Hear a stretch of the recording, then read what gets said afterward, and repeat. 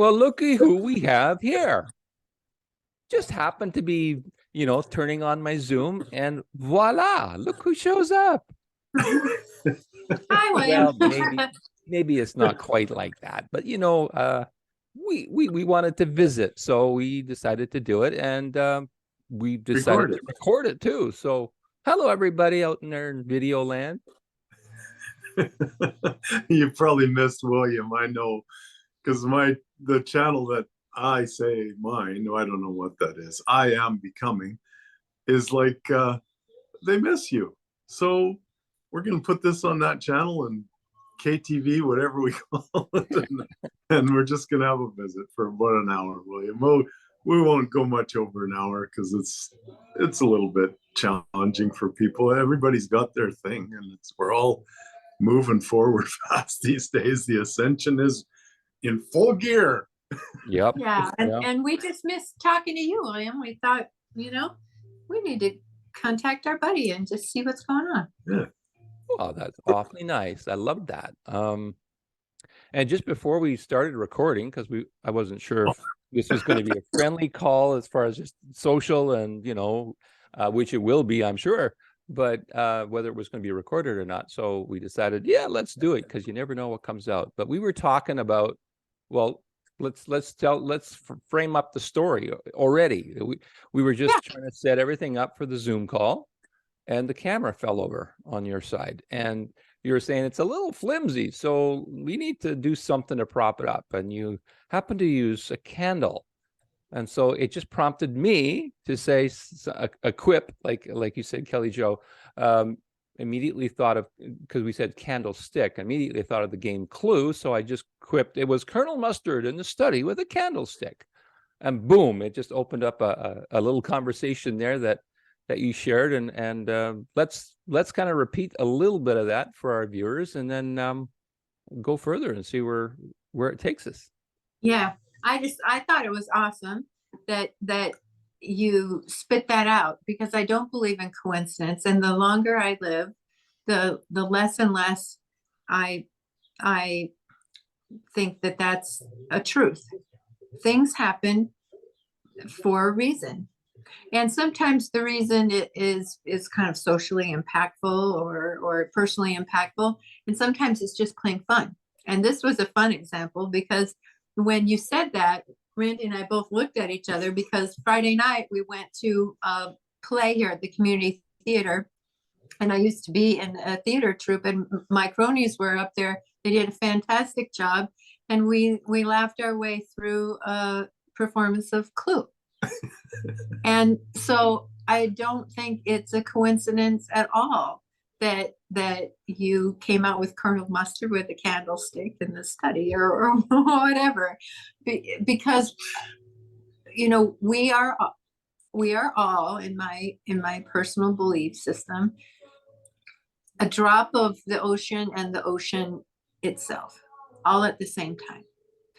Consciousness isn't inside of us, and we're looking out into the world just to get evidence or relief or comfort. We are swimming in a sea of consciousness that goes through, in, around, below, behind us. And that was just a really fun example. You were off just a little bit, because I'm not a professor, but kind of Plum. Colonel, or Professor Plum. And we're actually in the dining room. So, yeah, Professor Plum in the dining room with the candlestick. Well, I didn't quite make it then. I didn't win the game this time. That's okay. We just try again. Yeah, I think you did win the game, because it's a fantastic example of how, we were just kind of missing you, thinking about you, and the three of us are obviously, I think those things build people's faith in faith. People so often, I find as a therapist, they lose faith and hope. And I'm not a biblical scholar at all, but I do think that faith, hope, and love, these three, and the greatest of these is love. It's pretty simple, but they lose faith and hope, and they think it's something that they they have to gain and strive to work. Just remember. And it's fun things like this that help me remember. Oh yeah, William lives miles and miles away in a different city, but we love him, so we're in the same consciousness. The consciousness, what you mentioned about being in one consciousness is a kind of a key word, because we want to be individuals, we want to separate, but when we recognize those little things that happen, then that the thought consciousness or thought consciousness. He's on to this. I'm gonna be onto this because I'm so thrilled with thought lately. THOTH. They had to come up with some English words or English language words to try and bring these 7 principles of thought back into the consciousness of mankind, because we kind of lost track, and we have to, when we lose track, we have to remind ourselves and get back on track. So that consciousness is where these things happen that Kelly Jo just talked about. But all is all that is, and all that is all, and we are all, and we are also in all. So it's simplicity of that on top of the consciousness that Kelly talked about, which is the collective human thought processes, is kind of what we've been working with and studying the last week. We put on a version of Kabbalion on our television, and what you're talking about are the Hermetic principles. Yeah, the Hermetic principles. Yeah, and based on Hermes Tris Majestus, so 3 times trice majestic. I like to, because a lot of people say that word differently, but if you think of those, split it up into 2 parts, then trice or thrice or 3, and then majestic, those kind of words, then it's easy to say Hermes Tris Majestus. See, I screwed it up again. Majestus. Who is the author of these principles, who's also known as, when I'm knitting backwards with your Thoth thing, so that we can put it into context, also potentially known as the Egyptian deity Thoth, THOTH. Yes. And so Randy likes to play with words, and that's where I know that about him. The thought, what is a thought, and perhaps he was one of the first Thinkers. entities that tried to define what is a thought. And so these are the things that we wander around the house and discuss. We're just very strange. Telling each other big guys, because you're so strange. Like attracts like, William. That's true.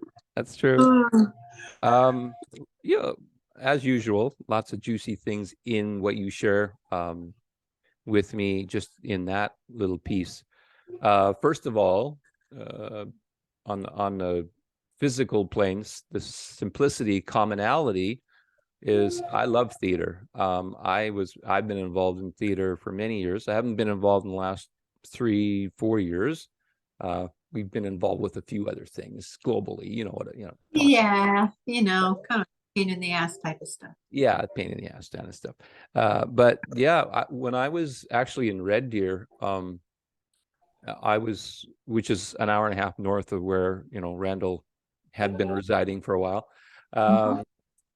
I was getting a little bored of the work routine that we were doing, which was like I was being a property manager basically for our properties. We had a number of properties that we purchased in the Red Deer area and we're renting out. So I was officially a landlord, and but I was getting bored with all of that because it was, wasn't really a passion of mine, just something I thought we would do. And I discovered the Red Deer Theater, the community theater.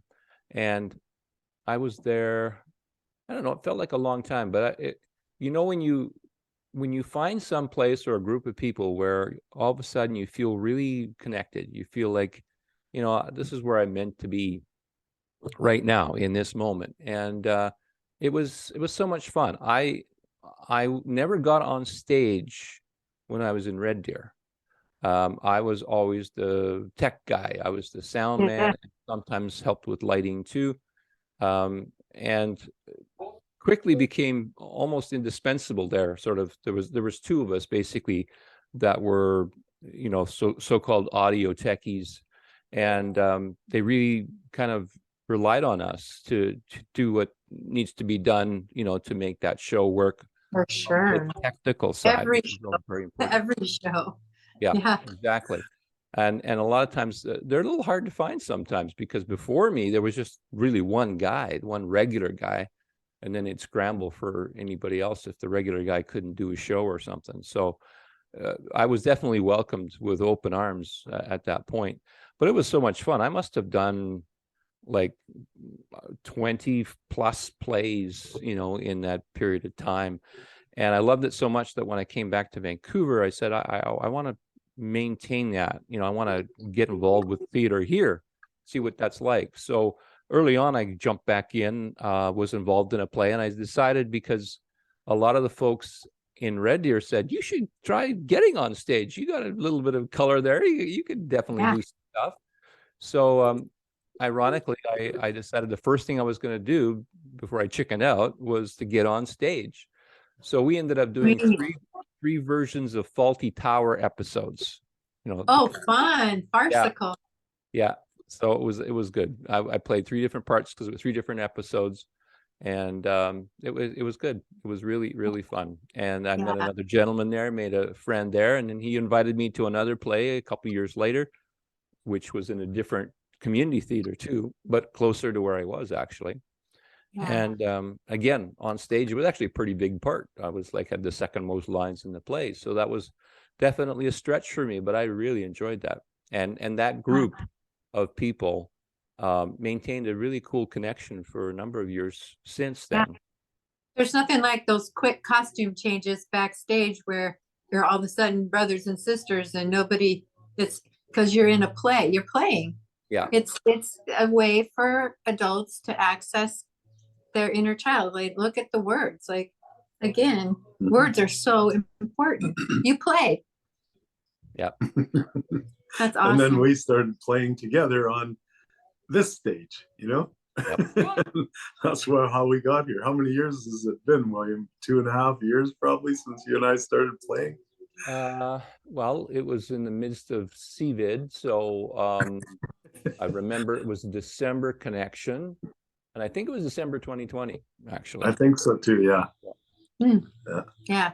Cool. So it was great. And then it was so, like, to me, Randall was at that moment was kind of like a celebrity, because I mean, I was watching him on TV, so to speak, like on my computer. So to message him, because he was very open to having people reach out to him, he even advertised his phone number, for goodness sakes. And I decided, okay, well, I'd been responding a couple of times in the comments for some of his videos, and decided, well, I'm going to call him. I felt the urge to call Randall, and so I did. And he responded like that and said, well, get on a call, let's talk. And then he calls me, and I'm going, wow, I'm talking to a celebrity. This is cool. He invites me to join with Lee, and then before you know it, the three amigos are born, and That's awesome. I often think that gotta use the washroom. that whole trauma, that we'll just call it a consensus trance trauma that happened in 2020, was a real blessing, because I always think of the but for that spell, you wouldn't have met Randy. I probably wouldn't have met Randy, because I met him in a similar way than you. I would just followed him, and I'm like, wow, we both want to heal the world. That's a strange, I haven't met anybody else with that big a goal. So I think I'll reach out. So now he's, in my kitchen.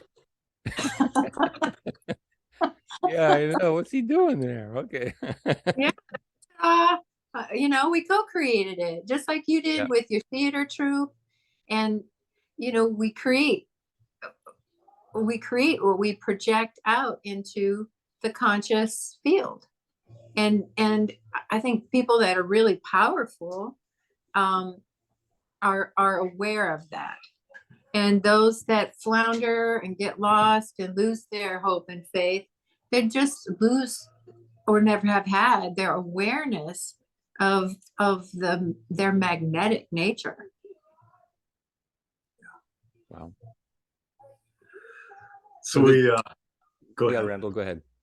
Well, we don't really have a topic, but we did start off talking about the Trismegistus stuff and whatnot. And you and I did discuss this in the past, because I think it was in the year after, like 2021, Yep. that I dove into that a little bit myself, and the Kabbalion, and it was a lot of fun. And then as soon as I opened it up with Kelly, we just had a ball, because it's almost too simple for most people, because we always kind of want some complexity in our life, and well, tell us something that's going on now. So my plans, and this will be a little thing for the future for a YouTube channel. Teaser. We'll call it a teaser. A teaser, yeah. I'm gonna go through the 7 principles, and maybe one each day, and just talk about them in relation to what's going on now in the world. The And, Hermetic principles. yeah, these Hermetic principles, and there's 7 of them. We wrote them down just for the fun of it, to get things started and give the teaser, like I said. So the first principle is mentalism, and I won't talk about these much today. If you guys want to add something, that's fine. The second being correspondence, the third being vibration, fourth polarity, the fifth rhythm, the sixth cause and effect, and the seventh being gender.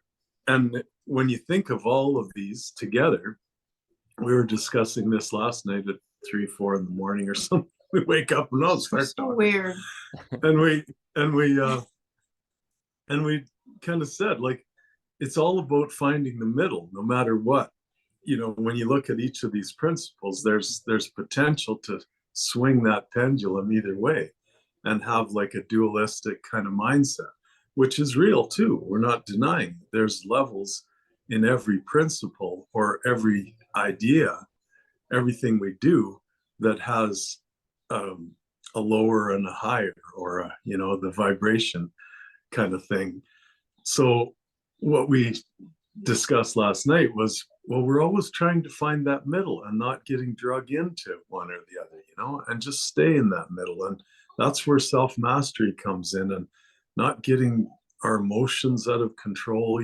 Like, sure, we can be joyful and we can be sad and stuff, but don't let it swing too far. Like, just draw it back. And it's a lot of it is emotion and simple stuff, which isn't overly, I don't know,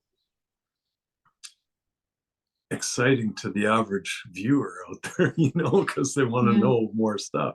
I think a lot of the, I guess, recent buzzword for it is just that zero heart space, that open, like, holding space for people, is where, when you think about the principle of rhythm, for example, life has an ebb and a flow. Like, you think about somebody that wins the lottery, and then oftentimes where did that money go? They wind up in the very same place, because that's an example of the principle of rhythm. But if an individual could win the lottery and hold that zero middle pendulum space with rhythm, and polarity is also one of these principles, and not go to one pole or the other, perhaps, as we're both trying to do in the world, they could use those resources to stay there and invite their friends. And that's exactly what our larger goal is in the world at large.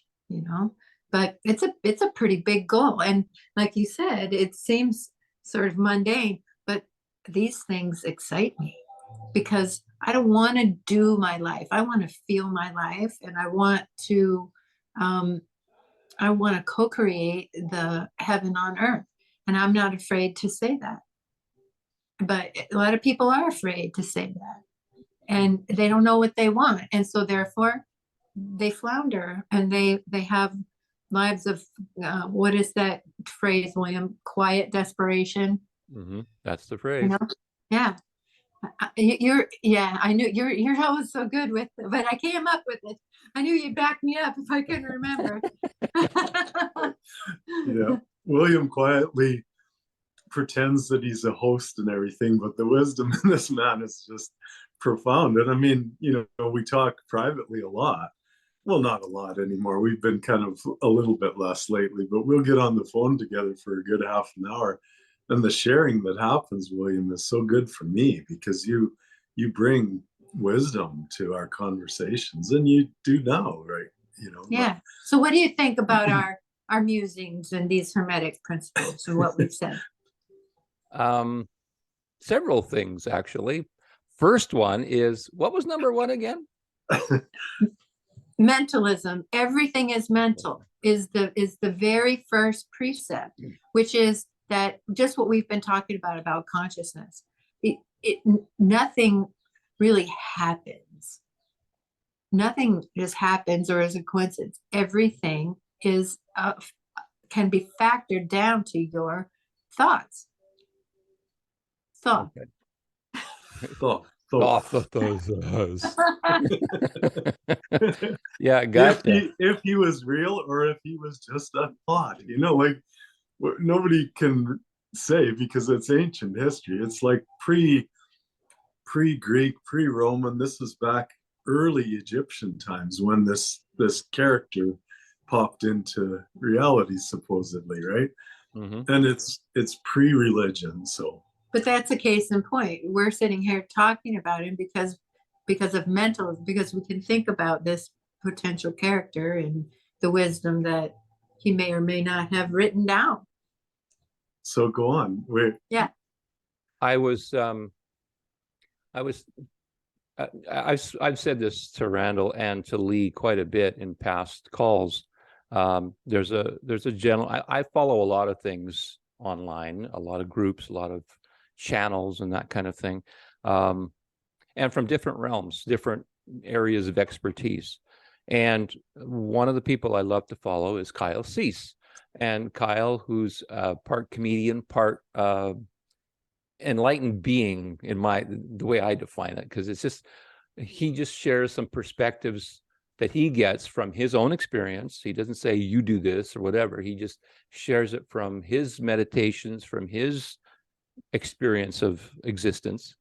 And I find great wisdom in that. I find a lot of different perspectives. I mean, you talked about mental a moment ago, and it's sort of like, oh yeah, I never thought about it that way. I never perceived, this thing that he's talking about that way. And when he does that, a lot of times I get very excited because it almost feels like it releases some of the mental traps that I put myself into, and why he came up again this time was when you were talking about sort of that pendulum of we are in a world of duality and we can go to either extreme.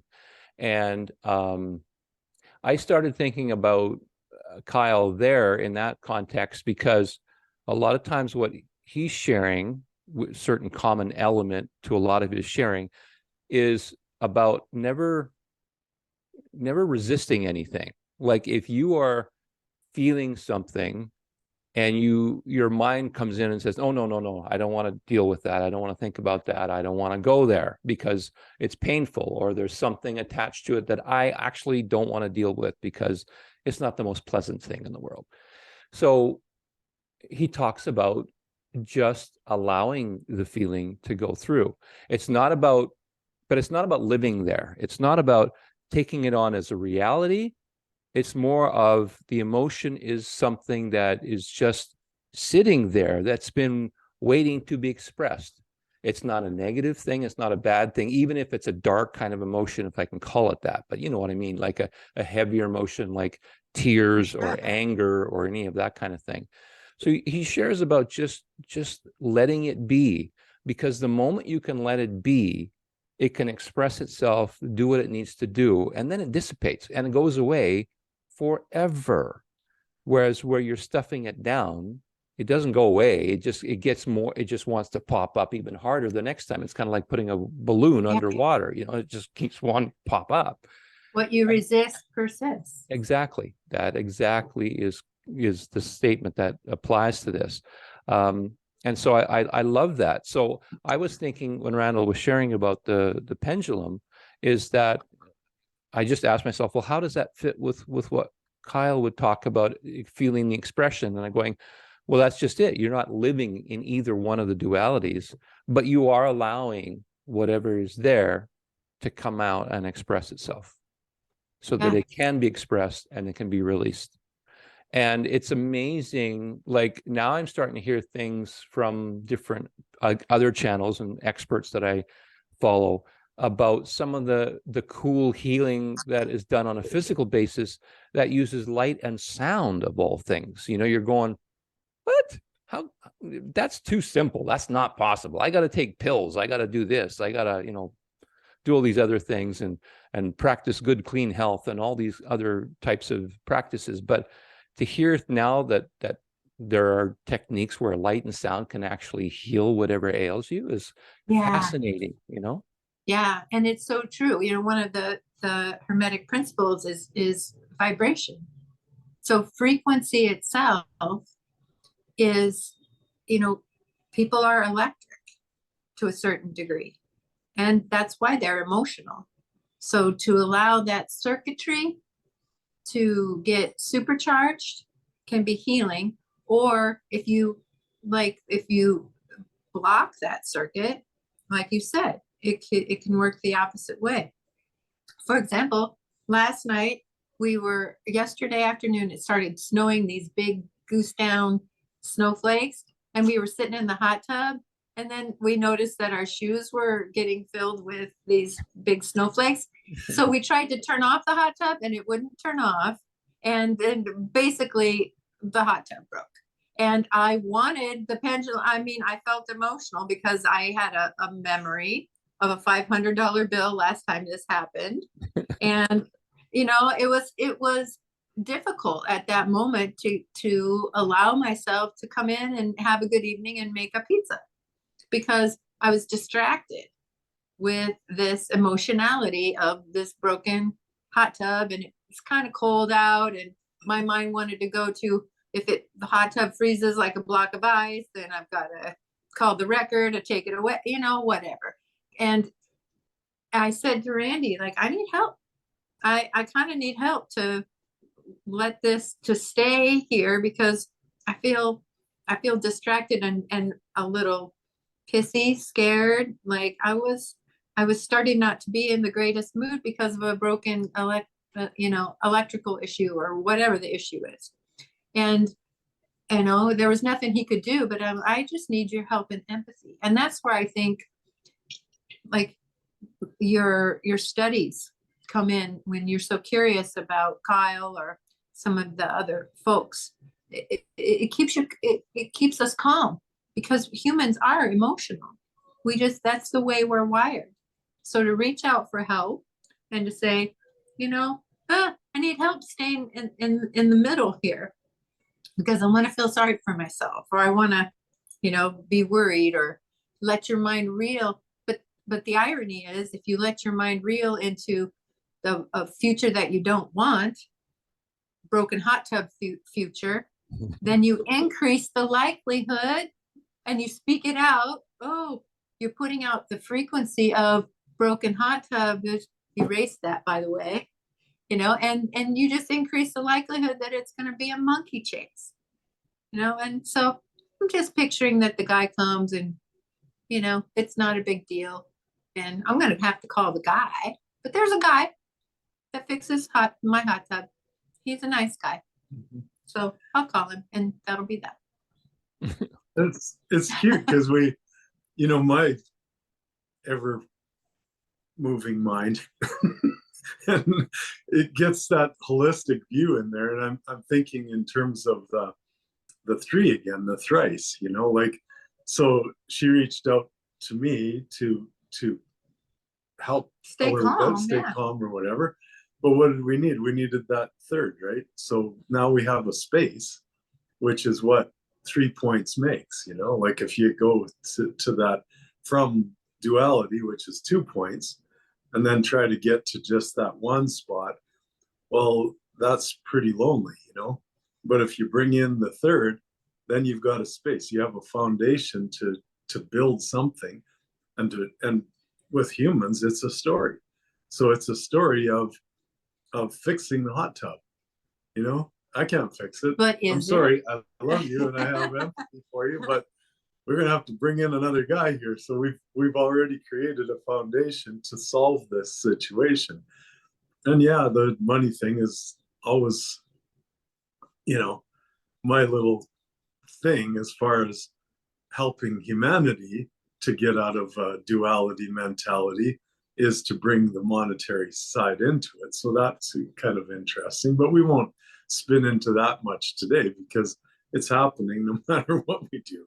Everything is perfect, moving towards completion. And if we just relax into those words alone, working with and not against, those kind of simple words, then we start to build that structure, you know, that thrice majestic structure that is going to get us into a new conscious place, like as humanity of peace and harmony and love and all those things, you know. And it's easy to think about in the abstract, but when your damn hot tub breaks, you got to practice. Well, you know what? I already got a label for that, and you know, this is a fun label, not meant to be carved in stone, so to speak. But Randall, I feel like you just triangulated the situation. It's like I love it, and that's a good thing. That's a good thing because you created space for there to be whatever there needs to be, whatever that emotion is, whatever those feelings are. It's great, and there's no denying of anything in that either. It's just more of an accepting and more of an allowing and having, you know, allowing for space for whatever to happen. Right. Yeah, You know? healing. Yeah, healing. And that space is like, you know, generally in a gender situation, the masculine is the sender and the female or the divine feminine is the receiver. But she asked me, so she got into the sending role and I received and responded, you know. So it's like we could stay in that duality zone of giving each other empathy, or we could bring in the logic of how we can solve this. And that's where the extra, you know, the third comes in. And in this case with you and I, like we used to chat back and forth and we had so much fun, but I enjoy this a lot more, you know, like having that third in there to bring in a unique perspective, if nothing else, you know, like because we often get caught if there's just two people in our perspective, you know, and then it's just back and forth. And as much as we can get closer to that still pendulum, it's kind of cool to have that pull the other way too, to say, hey, Yeah. I could consider that. Tennis just came to mind. You know, when you're volleying back and forth, there's not much room for creativity. One person runs, hits, right. But then if you're playing doubles, there's lots of random shit that can happen. And, you know, a conversation with 3 people or 4, in that strange example, is just bouncier. Mm-hmm. Yeah, well, I'm going to add another perspective because Please. when Randall offered that back and forth and then added another dimension, immediately I thought of pyramid. You know, I thought of, because now it's a 3-dimensional triangle, right? And you've got, and when you twist it and turn it, it's still a pyramid, no matter which way you do it, right? But it can spin, you can turn it upside down, you can turn it on its side, you can turn it on the flat side, and it's still a pyramid, you know, so it's cool. And where does the pyramid go from the 3 to 5? Because you now have the foundation, the 4 points on the bottom and one on the top. So pyramid to me is a beautiful structure. And it the fifth dimension versus the third dimension that we just talked about? Ooh, now it's getting juicy. This is fun stuff. Yeah. And Well, then I started people's thinking- Merkaba I was bodies, thinking about they're Lee. pyramids. Yeah, like placed upside down on each other. And if you can get into a meditative state where you're spinning your energy like two pyramids, like, and the points are both meeting in your solar plexus, So where did you go from there? you went can from bounce around. yeah, you went from 5 to 9, which is all the numbers that there is, like you just took that, from 3 to 5 to 9. That's pretty cool. But you were saying something. I was just saying that I immediately thought of Lee Mudders because he's so much into the sacred geometry, right? So we were starting to get into geometrics there for a minute. So I thought, this one's for you, Lee, man. You gotta go with this one. I know. I've noticed that part of the spell that happened in 2020 caused me to reach out and to discover more of these like current professor types. I don't know what you'd call people like Lee and I think yourself, William, like we're seekers, and seekers are finding other seekers at this point, where I think prior to that, social trauma, I thought I was cool. Now I was just going about, I'm good. I'm trying to make my effect in my community, in my family, in my own personal mentality, but I wasn't forced to go through the wormhole.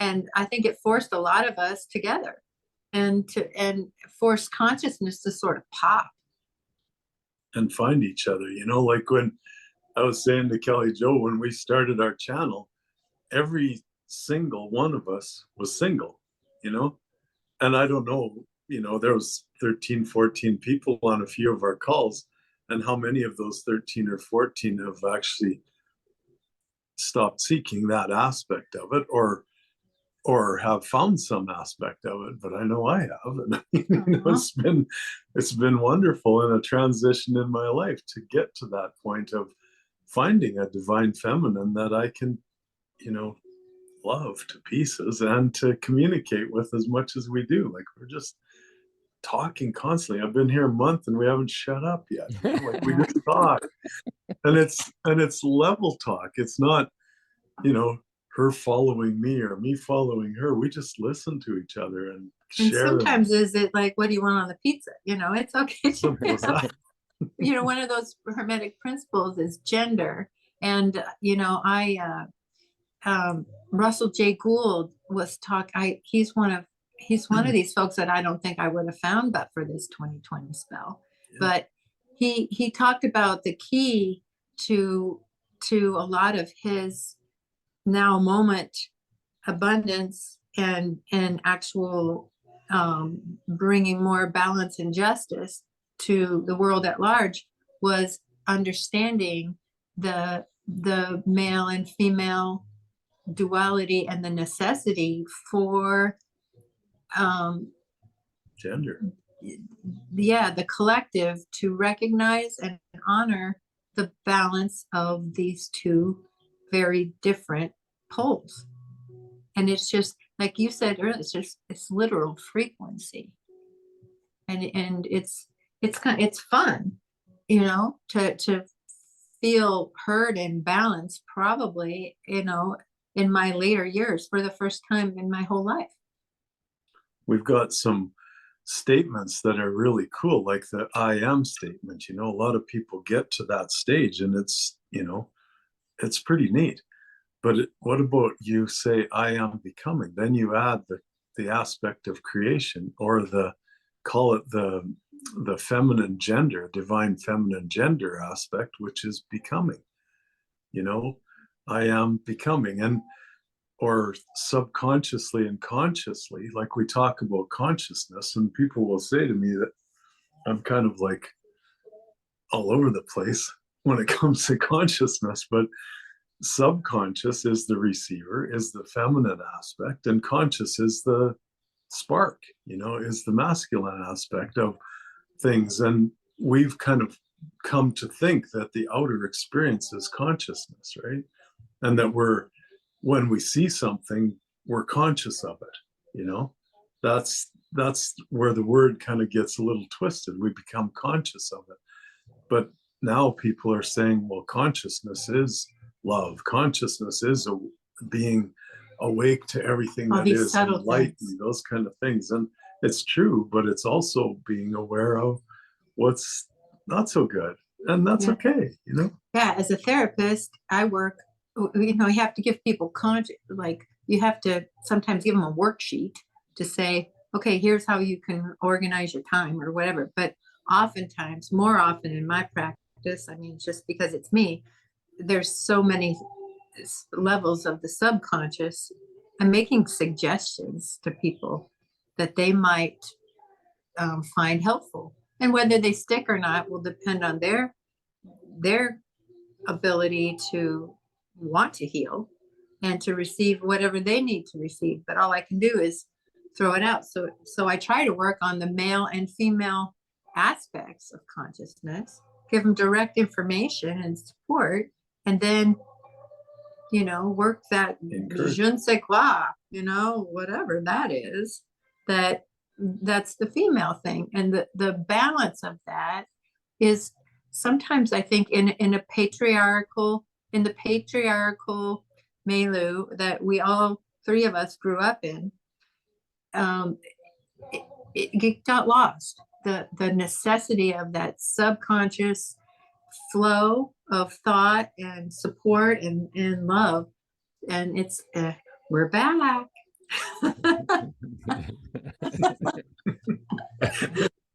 And that's what I love about you, William. I feel like you're pretty balanced. Like, I feel like you're a highly intelligent person and very logical. I can sense that, but you're also available. And I don't know you that well, but I sense it. Mhm. And that's the beauty of making new friends. Absolutely. A few cool thoughts in that last go round. Randall mentioned something about the feminine, divine feminine, and immediately in that moment, birth, the word birth came to mind. Giving birth to things, allowing things to come forth. In that moment, we went off a little different path from that thought, but that thought stayed with me. I thought divine feminine allows for things to be born, allows for things to come out. Yeah.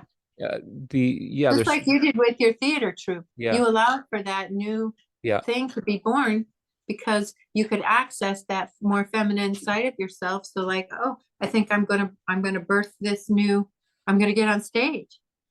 Yeah. But yeah, it's always happening. Yeah. No matter what gender you are, people are male and female always in their mentality. We talked about a little bit of our journeys and how we sort of ended up together, so to speak. And at one point I had another thought that popped into my mind that made me smile. And I thought, we were all like superheroes, in the sense that we all have our own unique, different abilities. If you can call it that. I'm not even sure I like the word abilities, but I don't know how else to define it. But I just see it like I see Randall, I see Lee, I see you, Kelly Jo, all very unique, different beings, and yet somehow we work together. We work well together. There's a frequency that ties us all together. Even though I see a lot of differences between all of us, like a uniqueness. Like I watched that interview you did with Barrett, a couple of weeks ago, and I really loved it. I thought it was great. I think we are superheroes. Yeah, all of us. All we need to do is we're back to remembering. That's where our faith and hope. Like, oh, I do have superpowers. I can be hopeful. Yeah, the hot tub will be fixed because I'll be like. wiggle my nose, but I can't do that like Right. Samantha could do. Oh God, talk about some programming. Holy shit. Yeah. We've been watching I Dream of Jeannie lately, and as pathetic as that show is to watch, I'm just like shocked at some of the stuff they pull off in there. Like these two morons that are the main characters, Men. the two men I'm talking about, Yeah. are fucking astronauts. Like, Yeah. I mean, that's just saying that alone without going any further. Like, We won't talk really? about NASA. We won't talk about NASA, but it's different when you watch something like that as a kid and you're just absorbing it and you're being programmed, and then watching it now in terms of, having a knowledge base and really reaching for deprogramming ourselves and as a couple and as individuals is like, oh my God, this is so obvious, but it's still fun. And the whole fucking master. Like, I mean, talk about patriarchal bullshit. but it was fun to watch. And what was the other one we were watching? Oh, the Lady in Red. Holy shit! The characters in there, you could not. They're reprehensible. You couldn't like one of them because they were suggesting such inappropriate activity in a boundaryless bullshit, like the 70s, I'm gonna cheat on my wife and isn't this funny? Oh my God, it was so full of it. Like, so this is what we grew up with, William. You and I and Kelly Jo, we're all the same age, so we just distortions. We were programmed with that, and how the hell we escaped it, I don't know. Because we're superheroes. That's how we escape. I love that, William. Yeah. What's your superpower? What do you think? I actually have one that I'm very much in touch with, because Lee said it to me though. First, he pointed it out to me. He said, "You're wonderfully neutral." And I thought, yes. I'm Mr. Neutrality. I can take on anything and not take it on myself. I love in the that. Middle of that pendulum, buddy. I know. And He's right about you. Yeah. Yes, that's probably why we wanted to touch base with William, because we've been thinking about the concept of your superpower. Yeah.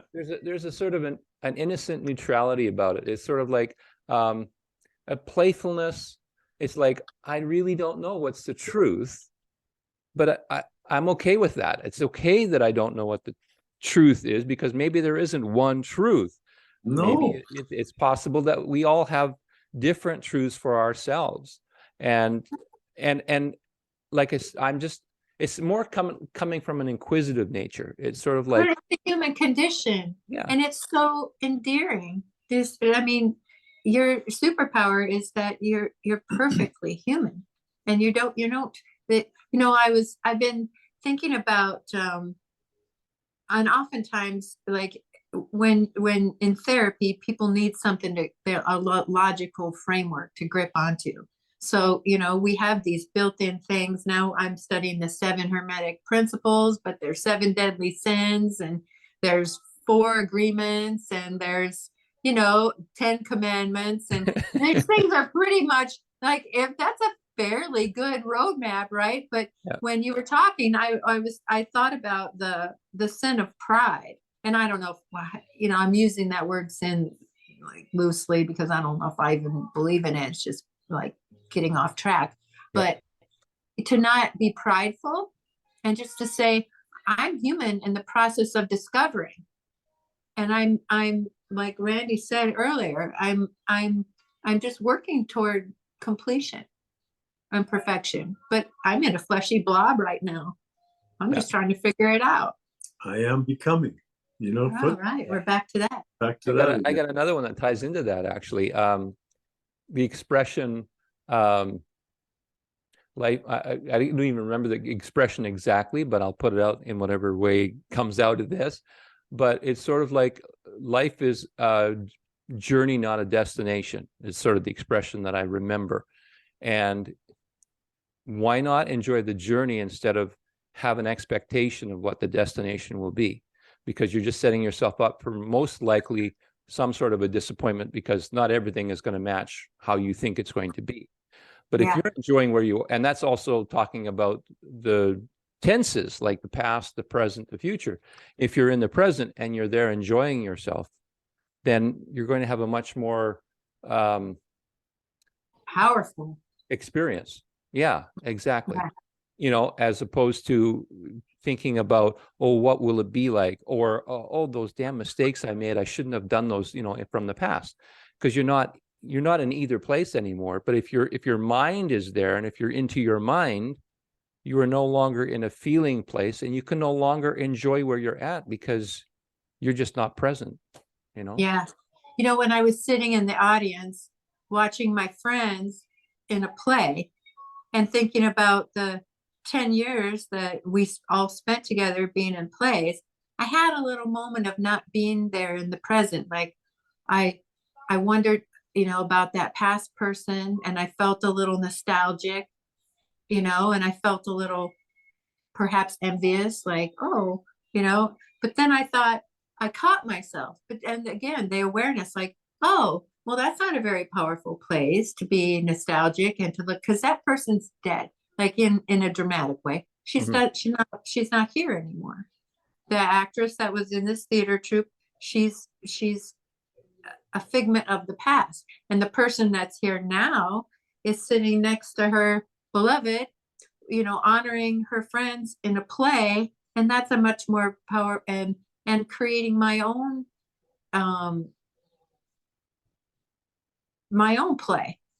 And that is entirely different than the folks that are gonna, you know, that I sort of have left in the past, you know, because we're not as tight as we used to be. And, you know, I could be sad about that, or I could just observe it and in the present moment and appreciate where I'm at. So I get it. I got a little story. Okay, when we first got to the theater, this guy comes up that was part of Kelly's troupe in the past, right? And a wonderful guy, you know, like he just big smiles on his face and stuff. So he reached out to shake my hand, and I give him a good handshake, like I always do. With, you know, when you're a male, you got to squeeze, like that's what you do, you know. So I gave him a good handshake, and he didn't want to let go. So I'm like, okay, I'll give you a little bit more. And we were just smiling, and he started talking, and he says, out of the blue, he says, I watched some of your videos. And I'm like, well, because of his connection to Kelly Jo, yes, he's, you know, he's interested for some reason. And he says, they haven't arrested you yet? And I said, oh, hell no. You know, why would they arrest me? And I didn't really say much more. And he says, well, I might have to come back out of retirement to do that. And I thought he was just joking around, you know, but turns out he was a crown, not in Canada, it would be called a crown attorney, but here it's a state attorney, right?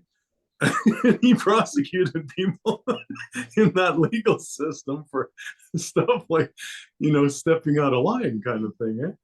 Oh God, we laugh afterwards. And I thought, I'm so glad I didn't get into a, you know, debate about it. It was just, well, that's kind of cool. And there in my mind, I'm in the 4 agreements. Don't take anything personally.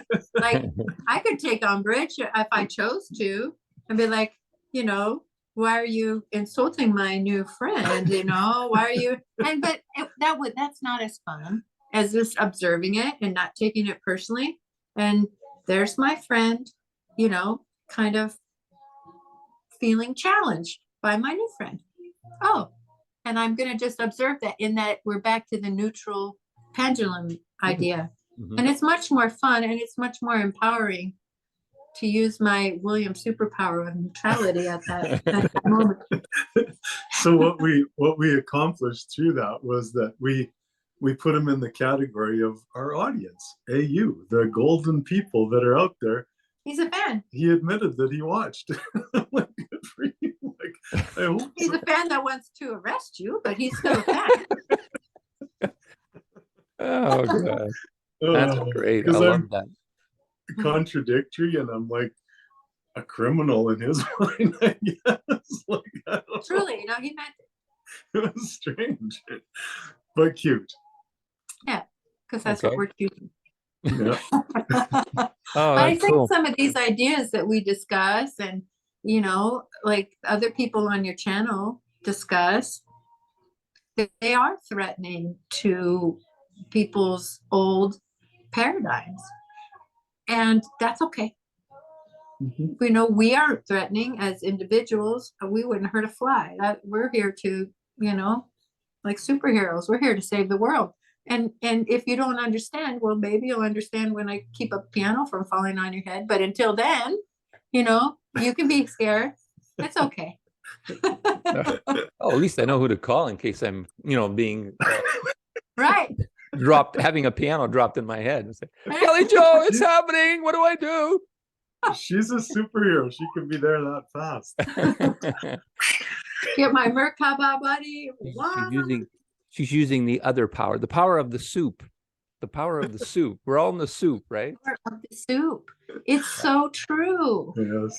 You're and even, some of my clients, I would say they haven't been exposed to some of the channels that we all watch and the people, but universal concepts and truths, because I think there are universal truths, whether we hack at them as humans, we just hack at them, but we can try to hack at them. But I have yet to come across any client, regardless of their educational background or their exposure to the world, that doesn't, if I can explain it well and stay with them, that hasn't benefited from the idea of you're in it, but you're not of it.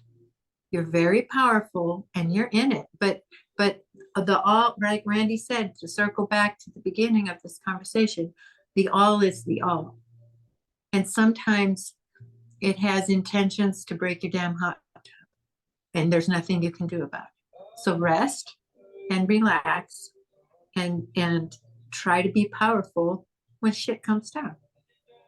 Pianos will fall. Work with. Yeah. I think we probably should tidy it up, brother. Let's kind of finish off with a little bit of conversation from each, because I'm about ready.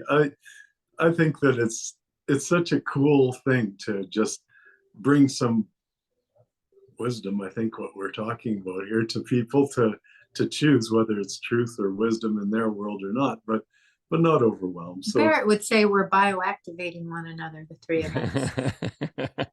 Cool. I know. Cool It's been charge out fun. of that. I love that. Okay. Yeah. Yeah. I do have a thought. And maybe we can end my segment with this. That is, I had the expression come to mind when you were talking about Kelly Jo, when you were talking about just observing what the gentleman, how he was interacting with Randall, and not taking, I love that word, umbrage. You weren't taking umbrage, you weren't taking anything on, you were just observing, and you chose to step back. Immediately a thought came in, and I said, a lot of times I'll do that, but I'll also recognize something very often in situations like that, that's a fear. And the fear is that I'm not doing enough. There's a little thought that says, I'm not doing enough. I should step forward, or I should say something. There's that should mentality that sometimes pops in. But what I got from what you shared is that it actually takes a lot of courage and a lot of letting go, not on the physical, but on the mental, of just letting whatever happen, be like just be, and be okay with it within yourself. For me, and so what that brought in for me was the expression, the meek shall inherit the earth. It's sort of like, whoa, like sort of Nice. like where did that come from? And I thought, by being observant, by being neutral, by being allowing, by being in a space of allowing, that you actually are, you may look or come across as being meek because you're not saying anything, you're not doing anything. And society has taught us, and over the years, that you're weak, physically weak, or there's something wrong with you if you don't stand up for yourself, if you don't fight when you need to fight, or stand your ground, or take charge. But it's more of an acceptance of, okay, this is happening right now, and I don't know right now what it means or what it is or what it's supposed to bring up for me. But let's see. Let's just see.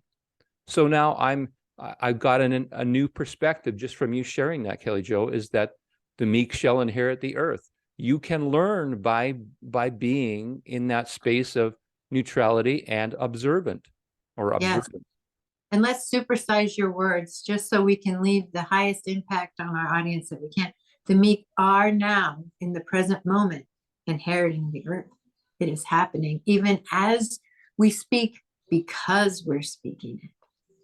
Because the all is the all. It has an intelligence. And when you step back and don't take things personally and stay in the middle of the pendulum where you'd like to get defensive and fight,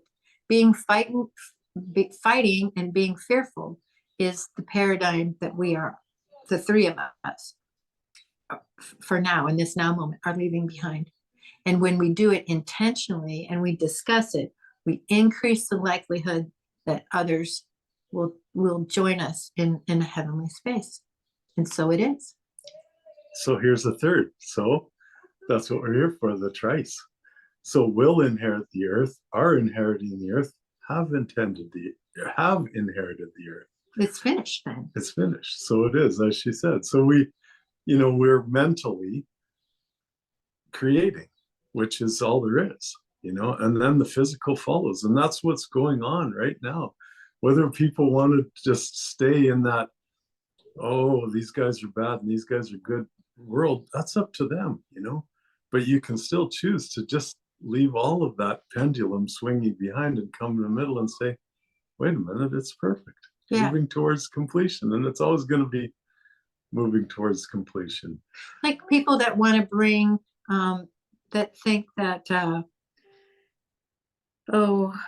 Nasara Jasara, their visions of how we're going to bring abundance and wealth to common folks like the three of us. I don't care how.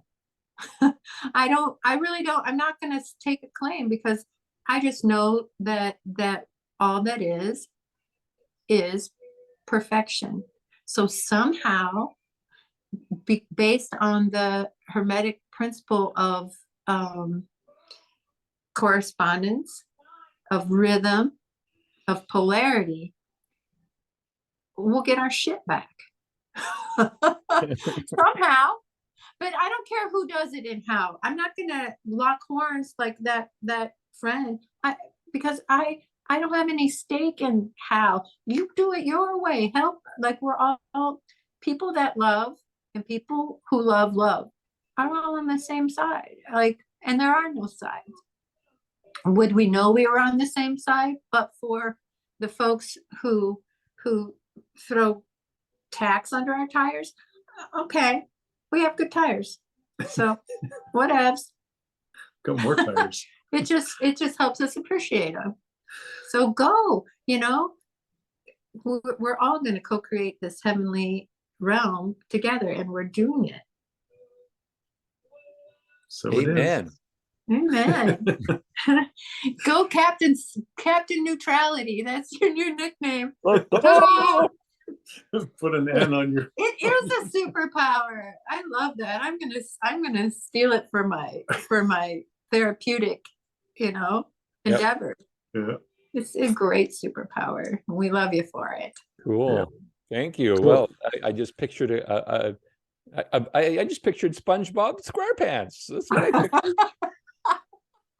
Not the character that's SpongeBob, but just the physicality. It's sort of like I'm just absorbing everything, It's like, Yeah. Yeah, he's so innocent and yet pretty powerful. Mm-hmm. Yeah. Randall, Nice. would you be willing to do a blessing? I love your blessings to Yeah, wrap up the let's call. do that. We'll just say that instead of I am becoming with the two of you the abundant. We are, in other words, the abundant, healthy, sovereign, spiritually loving, harmonious, imaginative, and logical men and women co-creating abundance, sovereignty, health, love, and euphoria, peace, harmony, love, abundance, and freedom for all. For all. Love you, William. Thanks, Yes. guys. Don't Lots of love. Thanks for the time. don't cut it off quite yet. Oh, goodness. Ooh. Well, yeah, how about that? Thank you. Guys. See you later. Love to everybody. Love you. See you soon, brother. Bye.